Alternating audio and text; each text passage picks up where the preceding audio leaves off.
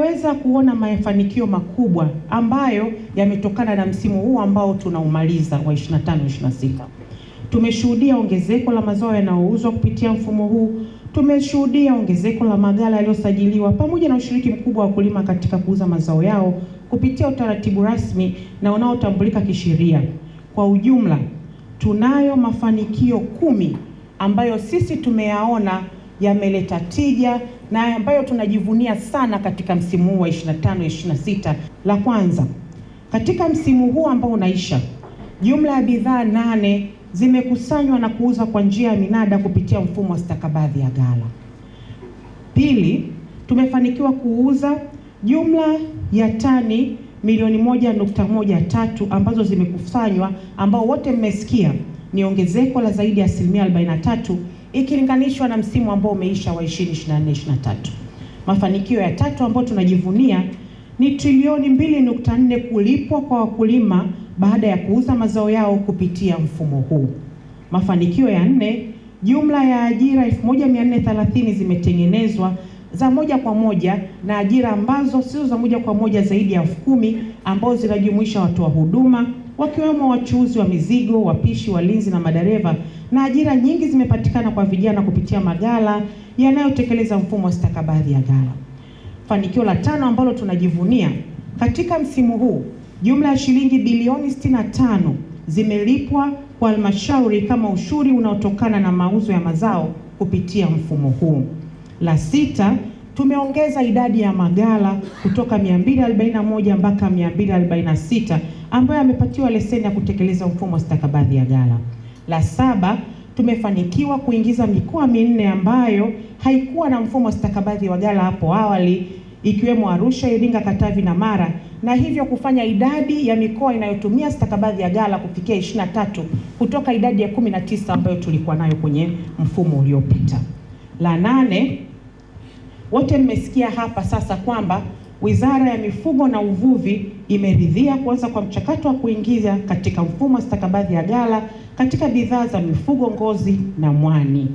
Na la 9, tumeweza kuona idadi ya waweka mali ambao ni pamoja na AMCOS, vikundi vya wakulima na makampuni walioshiriki katika mfumo imeongezeka kwa zaidi ya 252 kutoka 224 katika msimu uliopita.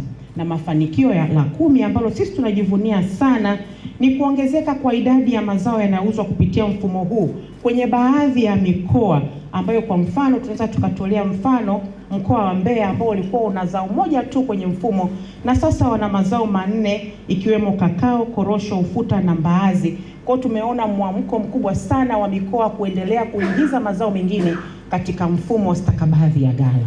Kwa hiyo nachelea kusema kwamba hakika katika msimu uliopita yapo mambo mazuri na makubwa ambayo sisi tunajivunia kama mafanikio, na mafanikio haya kwa kweli ni pongezi kubwa sana kwa Mheshimiwa Rais Dr. Samia Suluhu Hassan, ambaye siku zote yeye mwenyewe ndiye amekuwa akisisitiza kwamba mfumo wa stakabadhi ghalani ndio ulinzi wa ukulima, lakini ndio ambao unaweza kumwezesha ukulima na kuleta tija. Nataka kusisitiza kuwa msimamo wa serikali na maelekezo ya Mheshimiwa Rais Daktari Samia Suluhu Hassan na maelekezo ya ilani ambayo inasimamiwa na mwenyekiti wa Chama cha Mapinduzi ambaye ni Daktari Samia Suluhu Hassan ni kwamba stakabadhi ghalani ndio ulinzi wa mkulima. Mara kadhaa Mheshimiwa Rais amesisitiza na kuelekeza kuwa mauzo ya mazao lazima yaendane na bei ya soko na sio shinikizo nje ya soko halisi. Mfumo lazima uzingatie haki, uwazi, malipo kwa wakati na kuzuia ubadhirifu, na wote tumekubaliana kwamba mfumo utakaotumika ni mfumo wa stakabadhi ya ghala. Mfumo wa stakabadhi ya ghala unatekelezwa kwa kuzingatia Dira ya Maendeleo ya Taifa ya 2050 na unatoa mchango wa moja kwa moja katika kutekeleza dira hii, ambao kwa kutekeleza tunazingatia kukuza uchumi shindani na unaoongozwa na soko, kukuza mapato ya wananchi na kupunguza umaskini, kuimarisha upatikanaji wa mitaji na huduma za kifedha vijijini, kuchochea mageuzi ya kilimo na biashara za mazao, kukuza viwanda na mnyororo wa thamani, kuimarisha utawala bora, uwajibikaji na mifumo ya kisasa ya taasisi, kukuza matumizi ya tehama na mifumo ya kidijitali, kuimarisha nafasi ya vijana na wanawake katika uchumi na kuchangia usalama wa chakula na udhibiti wa masoko kwa kupunguza upotevu wa mazao baada ya mavuno. Kwa hiyo, kwa sisi serikali tunauangalia mfumo wa stakabadhi ghalani kama mfumo muhimu sana na kichochezi kuelekea utekelezaji wetu wa Dira 2050. Kutokana na upanuzi wa mfumo wa stakabadhi za ghala katika maeneo mapya na ongezeko la mazao yanayouzwa kupitia mfumo huu, bado kumekuwepo na changamoto ya uelewa mdogo miongoni mwa wadau katika baadhi ya maeneo. Ili kukabiliana na changamoto hii, ninaielekeza Bodi ya Usimamizi wa Stakabadhi ya Ghala kuhakikisha kutoa elimu kwa wadau wa sekta mbalimbali na kuhakikisha mfumo unatekelezwa kwa ufanisi. Aidha, mkazo uwekwe katika utoaji wa mafunzo na uhamasishaji kwa wakulima, wafanyabiashara, wasimamizi wa ghala na wadau wengine muhimu ili kuongeza uelewa na kuboresha ushiriki katika mfumo hii. Tutaendelea kuwa wawezeshaji kwa makundi yote. Tutakaa katikati kuhakikisha wote tunapata. Lakini vile vile tunaomba tuendelee kupeana ushirikiano ili azma ambayo tunayo na nia ya dhati ambayo tunayo ya mfumo wa stakabadhi ghalani iweze kutekelezeka. WRB itaweka mkazo katika maeneo yafuatayo. La kwanza, kuimarisha matumizi ya tehama kupitia mfumo wa WRS MIS, na hivi sasa tayari tuko kwenye kazi ambayo inafanyika, na nimshukuru kama wiki iliyopita tulikuwa na katibu mkuu wa wizara na Mheshimiwa Waziri, katibu mkuu alitoa maelekezo mahususi kuhusiana na kuboresha tehama. Kwa hiyo tutatekeleza yale maelekezo sambamba na taasisi nyingine chini ya wizara ili kuhakikisha kwamba tehama inakuwa ni ile ya kisasa inayojibu changamoto mbalimbali ambazo zinakutwa na wadau wetu wanaotumia mifumo, na kwa upande wetu mfumo huu wa stakabadhi za ghala. Tunatarajia kupanua matumizi ya meneja dhamana katika bidhaa za nafaka na mafuta, lakini kuratibu rasmi ushiriki wa sekta ya mifugo, ngozi na mwani. Na Mheshimiwa Waziri, hapa nikuambie kwamba tayari tulipata nafasi ya kukutana na kurugenzi inayohusiana na mifugo, na tumeweka mipango. Tarehe 23 tutaenda kufanya wasilisho zuri la kuonyesha namna gani mfumo wa stakabadhi za ghala utasaidia wenzetu wanaofanya unenepeshaji wa mifugo, lakini vile vile kwenye biashara ya ngozi na bidhaa nyingine ambazo zinatokana na mifugo, lakini kwa upande wa shughuli za baharini basi kwenye zao la mwani. Na tutaanza mahususi kwenye wilaya za mkoa wa Tanga, lakini na mkoa wa Lindi pia.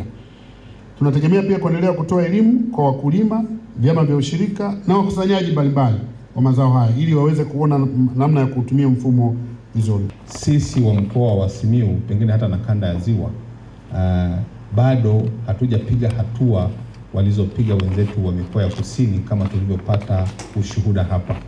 Na heshima hii ya kufunga msimu huu wa kutumia mfumo wa stakabadhi ghalani na kufungua msimu mpya wa 26-27, nafikiri ingefanywa kwenye mikoa ambayo pengine imefanya vizuri sana, lakini kutambua mkoa wetu huu na kuja kufanyia hafla hii hapa, maana yake ni kutuongezea ile chachu ama kutuhamasisha zaidi.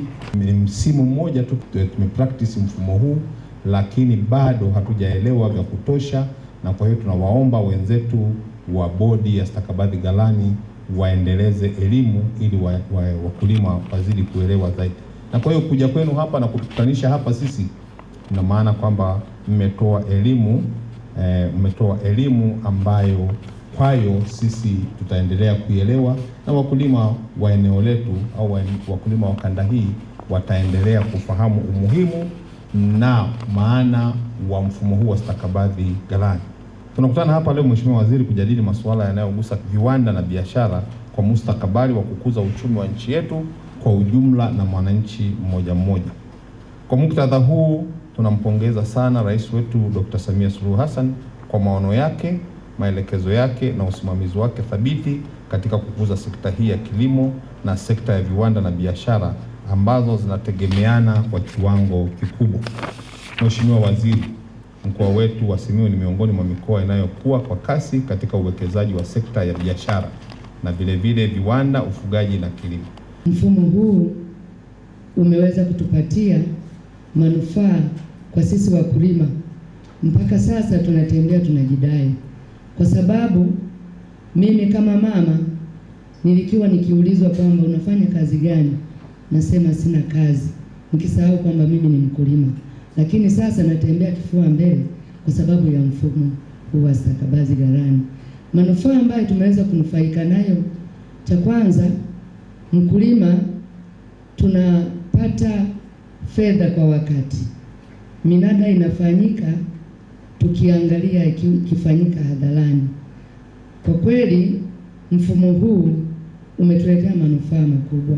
Mazao yetu tunayoyanunua kutoka kwa wakulima tunayauza tukiwa hapa Simiyu, kwamba ninanunua mazao yangu hapa, napeleka kwenye gara pale, mnada unafanyika kwa uwazi, tunauza na tunapata hela zetu, na biashara ya kusafirisha sasa kupeleka mpaka Dar es Salaam inakuwa ni juu ya mnunuzi.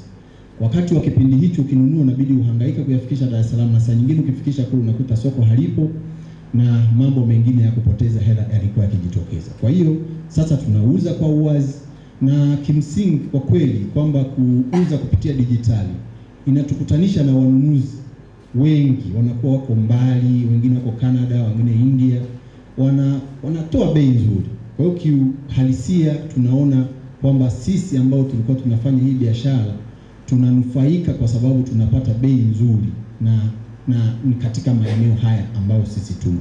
Kwa hiyo Mheshimiwa Waziri, niwashukuru sana kwa namna ambavyo serikali imejitahidi kuona namna ambavyo sisi tunaweza tukafanya biashara pia hii ya mazao kuliko kuachia Wahindi peke yao. Niombe serikali iendelee kutatua changamoto hizi ambazo zinajitokeza ili tuweze kunufaika zaidi. Na kikubwa zaidi serikali ilichokifanya ni kuruhusu maghala ya ushirika, kuruhusu maghala binafsi, kuruhusu aggregator. Hii inamfanya mkulima wa nchi hii achague, mwenye shida zaidi atauza pesa taslimu, ambaye anataka anapeleka kwenye ushirika, ambaye anataka anapeleka kwenye ghala la mtu binafsi. Kitu ambacho kimefanya kazi ya stakabadhi ghalani katika ukanda wetu wa Ziwa ifanyike kwa ufanisi.